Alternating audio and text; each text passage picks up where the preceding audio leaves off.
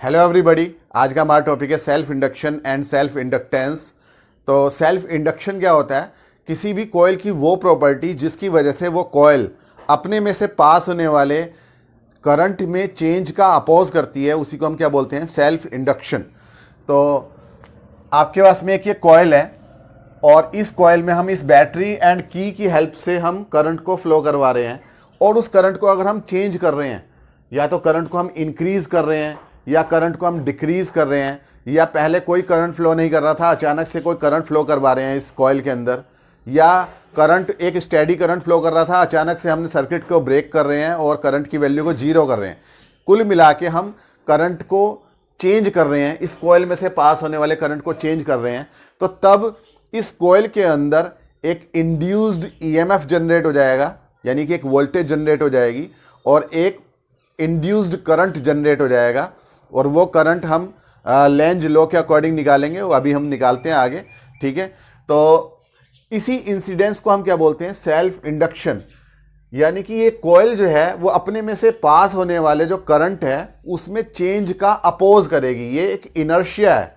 जैसे कि अगर कोई बॉडी रखी हुई होती है तो उस बॉडी के ऊपर अगर हम फोर्स लगाते हैं, वो रुकी हुई बॉडी है तो वो फोर्स लगाने पर अपने मतलब रेस्ट पोजीशन में चेंज का अपोज करती है, वो वहीं रहना चाहती है। उसी तरीके से अगर किसी कॉइल में पहले कोई करंट फ्लो नहीं कर रहा और अचानक से हम करंट फ्लो करवा देते हैं, तो वो चाहती है कॉइल की उसके अंदर कोई करंट फ्लो ना करे, वो पहले जैसी ही रहे। और अगर किसी कॉइल के अंदर करंट फ्लो कर रहा है, एक स्टेडी करंट फ्लो कर रहा है, कांस्टेंट करंट फ्लो कर रहा है, और अचानक से हम करंट को कम करना चाहते हैं या बंद करना चाहते हैं, तो वो कॉइल चाहती है कि वो उतना ही करंट उसके अंदर फ्लो करता ही रहे। तो ये जो कॉइल की प्रॉपर्टी है, यानी कि कॉइल का जो ये इनर्शिया है, due to which it opposes the change in value of current, in magnitude of current, is called self induction. तो सेल्फ इंडक्शन कैसे वर्क करता है उसके लिए हमने ये फिगर बना रखी है। इस कॉइल के साथ में ये की लगा रखी है, और ये की फिलहाल ओपन है, यानी कि इसके अंदर कोई मैग्नेटिक फील्ड नहीं है, कोई करंट नहीं है, करंट जीरो है। I is equal to zero, and जब करंट जीरो होगा तो कोई मैग्नेटिक फील्ड नहीं होगा इस कॉइल में से, मैग्नेटिक फील्ड भी जीरो होगा, और मैग्नेटिक फ्लक्स भी कितना होगा? जीरो। ये सब क्या कंडीशंस हैं? इनिशियल कंडीशंस हैं। लेकिन जैसे ही आप इस की को यहां पे टैप करते हो, ये टैपिंग की है, आपने इसे दबाया और की दबाते ही क्या हुआ? ये सर्किट पूरा का पूरा कंप्लीट हो गया, और सर्किट कंप्लीट होते ही इसके अंदर करंट फ्लो करने लगेगा, आई करंट फ्लो करने लगेगा। और वो जो आई करंट है जब फ्लो करता है तो वो थोड़ी थोड़ी सी वैल्यू उसकी धीरे धीरे बढ़ती है, क्योंकि पहले जीरो करंट था, फिर चाहे उसके अंदर माइक्रो सेकंड का ही टाइम लगे, लेकिन करंट जो है वो एकदम से किसी लेवल तक नहीं पहुंचेगा, उसमें कुछ टाइम लगेगा। मान लिया छोटा सा टाइम इंटरवल लग रहा है dt, उस dt टाइम में करंट जो है वो जीरो से एक डेफिनेट वैल्यू आई तक इंक्रीज होता चला जा रहा है। दैट मीन्स आई जो है वो इंक्रीजिंग कर रहा है। जब करंट इंक्रीज करेगा तो धीरे धीरे जैसे करंट इसके अंदर फ्लो करेगा कॉइल के अंदर, तो कॉइल का अपना एक मैग्नेटिक फील्ड जनरेट हो जाता है। आपको पता है कि current carrying coil behaves as a magnet, ठीक है, या सोलेनॉइड जो होती है। तो यहां पर आप देखो कि करंट जो है वो इस डायरेक्शन में फ्लो कर रहा है, जिस डायरेक्शन में मेरी फिंगर्स टर्न कर रही हैं। तो जो थंब की डायरेक्शन होती है, राइट हैंड थंब रूल से, ये राइट हैंड थंब रूल है, तो यहां पर ये मैग्नेटिक फील्ड इस डायरेक्शन में जनरेट हो जाएगा। तो इस कॉइल का अपना एक मैग्नेटिक फील्ड जनरेट हो जाएगा, ये मैग्नेटिक फील्ड है बी। और जब करंट इंक्रीज करेगा, आई इंक्रीजिंग करेगा, तो मैग्नेटिक फील्ड भी क्या करेगा? इंक्रीजिंग करेगा, बी जो है वो इंक्रीजिंग करेगा। तो डेट मीन्स जैसे ही आप इस की को यहां पे टैप करोगे, जोड़ोगे, सर्किट को कंप्लीट करोगे, तो इसके अंदर अचानक से करंट फ्लो करने लगेगा, करंट इंक्रीज करेगा, और वो dt टाइम ले रहा है इंक्रीज करने में। तो इतने ही टाइम में जो मैग्नेटिक फील्ड पास हो रहा है इस कॉइल के अंदर से वो भी इंक्रीज करेगा, और मैग्नेटिक फील्ड इंक्रीज करने की वजह से जो मैग्नेटिक फ्लक्स है वो भी क्या करेगा? इंक्रीज करेगा। क्योंकि मैग्नेटिक फ्लक्स क्या होता है? Phi B is equal to होता है vector B dot vector A. जैसे जैसे मैग्नेटिक फील्ड इंक्रीज करता है वैसे वैसे मैग्नेटिक फ्लक्स भी इंक्रीज करता है। यानी कि इस कॉइल के हर एक टर्न में से पहले से ज्यादा number of magnetic field lines pass हो रही हैं, तो मैग्नेटिक फ्लक्स इंक्रीज करेगा। और आपको पता है कि लॉ ऑफ इलेक्ट्रोमैग्नेटिक इंडक्शन क्या है कि whenever magnetic flux passing through a coil changes induced EMF is generated. तो इस मैग्नेटिक फ्लक्स में इंक्रीमेंट की वजह से यहां पर क्या होगा, एक इंड्यूस्ड ईएमएफ जनरेट हो जाएगा। और ये जो इंड्यूस्ड ईएमएफ है ये हम कैसे निकालते हैं, बाय फैराडेज लॉ। तो आपने फैराडे का लॉ भी पढ़ रखे होंगे, और नहीं पढ़े हैं तो मेरे चैनल की प्लेलिस्ट में जाके पढ़ लें। By Faraday's law of electromagnetic induction, जो इंड्यूस्ड ईएमएफ है वो होगा minus D phi B upon D T, rate of change of magnetic flux. तो ये जो यहां पर इंड्यूस्ड ईएमएफ जनरेट हो जाएगा, एक ईएमएफ तो हमारी इस बैटरी का है ही है, इस बैटरी ने एक वोल्टेज अप्लाई कर रखी है, और इस कॉइल के अंदर अपना एक induced EMF minus D five B upon D T generate हो जाएगा। और ईएमएफ का मतलब वोल्टेज जनरेट हो जाएगी, और वो वोल्टेज यहां जो ये करंट इंक्रीज कर रहा है, आई जो इंक्रीज कर रहा है उसे इंक्रीज करने के अपोज करेगी। क्योंकि आपको पता है लेंज लॉ क्या होता है, लेंज लॉ के अकॉर्डिंग जो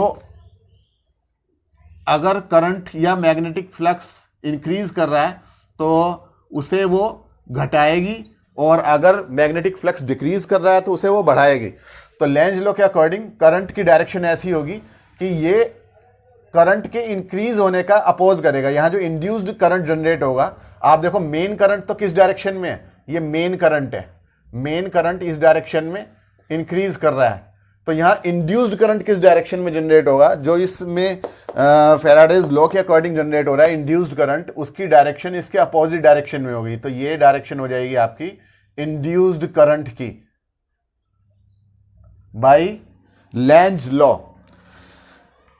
और अगर इसी कॉइल में, ये जो कॉइल थी, अगर आप अचानक से सर्किट को ब्रेक कर रहे हो, यानी कि आई जो है वो डिक्रीज कर रहा है,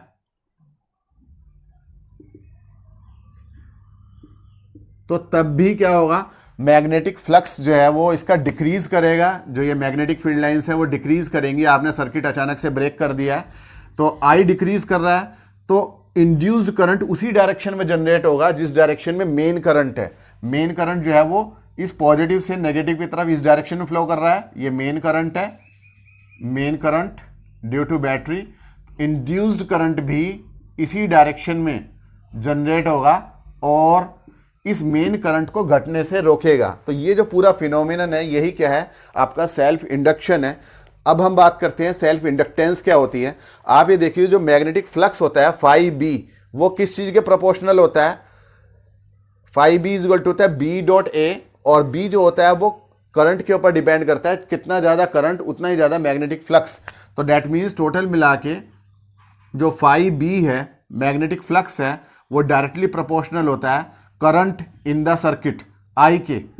जितना ज्यादा करंट उतना ज्यादा मैग्नेटिक फ्लक्स, जितना कम करंट उतना कम मैग्नेटिक फ्लक्स, दोनों एक दूसरे के प्रोपोर्शनल है। और जब भी हम प्रोपोर्शनलिटी के साइन को हटाते हैं तो वहां पर कांस्टेंट आ जाता है, तो phi B is equal to आ जाएगा एल आई, वेयर एल क्या है, एक कांस्टेंट है, और इसी कांस्टेंट को क्या बोलते हैं, सेल्फ इंडक्टेंस।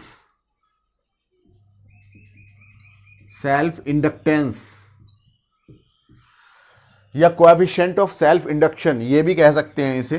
तो L जो है वो सेल्फ इंडक्टेंस है,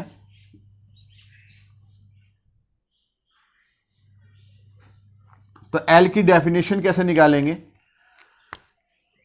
L इज इक्वल टू क्या हो जाएगा, फाई बी अपॉन आई, और if I is equal to 1, अगर हम इस करंट को 1 मान लें तो देन L जो है वो किस चीज के इक्वल हो जाएगा, L is equal to phi b. That means self inductance of a coil is equal to magnetic flux passing through the coil when current in the coil is unity. तो ये एक डेफिनेशन बन गई, जब coil में current unity होता है तो सेल्फ इंडक्टेंस मैग्नेटिक फ्लक्स के इक्वल होता है। अगर हम ये फाई बी की वैल्यू इस वाली इक्वेशन में रख दें, E is equal to minus D phi B upon D T में रख दें, तो क्या होगा, minus D upon D T, phi B की जगह आपने क्या रखा, एल आई, तो एल जो है वो क्या है, कांस्टेंट है, वो डिफरेंशिएशन के साइन में से बाहर आ जाएगा, तो माइनस का L D I upon D T. तो यहां से एक और फॉर्मूला बन के आ जाएगा, L is equal to E upon minus D I upon D T. ये इधर नीचे उतार दिया है, ई के अपॉन में नीचे उतार दिया है।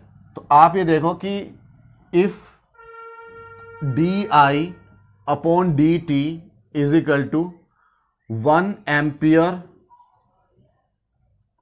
पर second, d I upon D t क्या है, rate of change of current, और rate of change of current अगर 1 एम्पियर पर सेकेंड है तो एल की वैल्यू किस चीज के इक्वल होगी, माइनस के ई के। और यही डेफिनेशन बन जाएगी सेल्फ इंडक्टेंस की, कि self inductance of a coil is equal to induced EMF in the coil when rate of change of current in coil is unity. Self inductance की यूनिट क्या होती है, एल की अगर हम यूनिट की बात करें,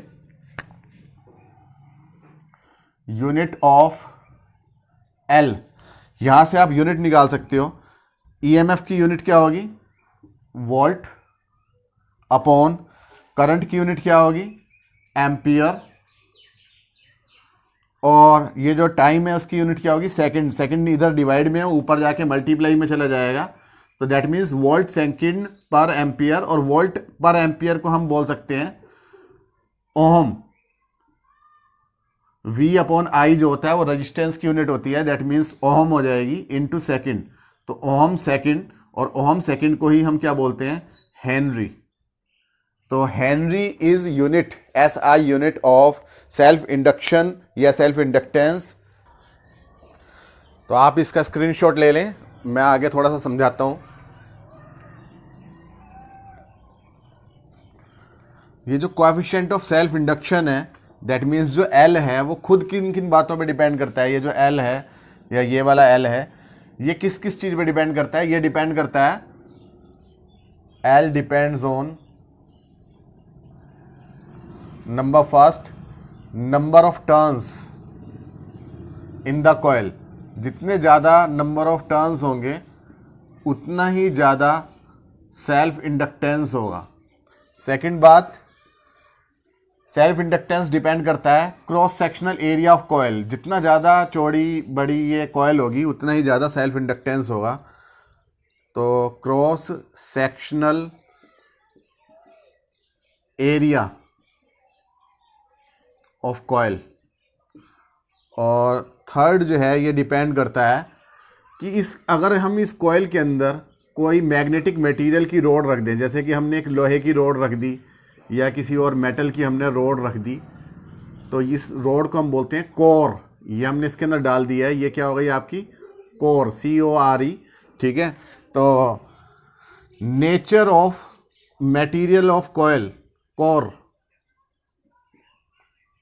मटेरियल ऑफ कोर पे डिपेंड करता है। अगर ये मैग्नेटिक मटेरियल की है कोर तो सेल्फ इंडक्टेंस बढ़ जाता है, और अगर ये मैग्नेटिक मटेरियल की नहीं है तो सेल्फ इंडक्टेंस कम हो जाता है। तो ये नेचर ऑफ कोर पे भी डिपेंड करता है। अगर आपको सेल्फ इंडक्टेंस को चेक करना है कि कहीं पर किसी कॉइल में सेल्फ इंडक्टेंस है या नहीं है, तो उसके लिए आप क्या करेंगे, इस कॉइल के जो बैटरी से कनेक्टेड है और टैपिंग की से कनेक्टेड है, इसके पैरेलल में आप एक बल्ब लगा देंगे। जैसे ही आप इस सर्किट को ब्रेक करेंगे, जो इसके अंदर करंट फ्लो कर रहा है, आई करंट फ्लो कर रहा है इस कॉइल के अंदर, जैसे ही आप इसे ब्रेक करेंगे तो वैसे ही इसके अंदर कॉइल के अंदर एक सेल्फ इंडक्टेंस प्रोड्यूस होगा, जिसकी वजह से यहाँ पर इंड्यूस्ड करंट जनरेट होगा, और इंड्यूस्ड करंट यहाँ पर उसी डायरेक्शन में होगा जिस डायरेक्शन मेन करंट होगा, और इंड्यूस्ड करंट की वजह से ये बल्ब अचानक से तेज़ी से फ्लैश करेगा, ठीक है। तो सर्किट को आप जैसे ही ब्रेक करते हो या जोड़ते हो, वैसे ही बल्ब के अंदर एक फ्लैश आती है, तेज़ फ्लैश आती है। तो ये सेल्फ इंडक्टेंस का प्रूफ है। उम्मीद है कि आपको समझ में आया होगा। मिलते हैं नेक्स्ट वीडियो में।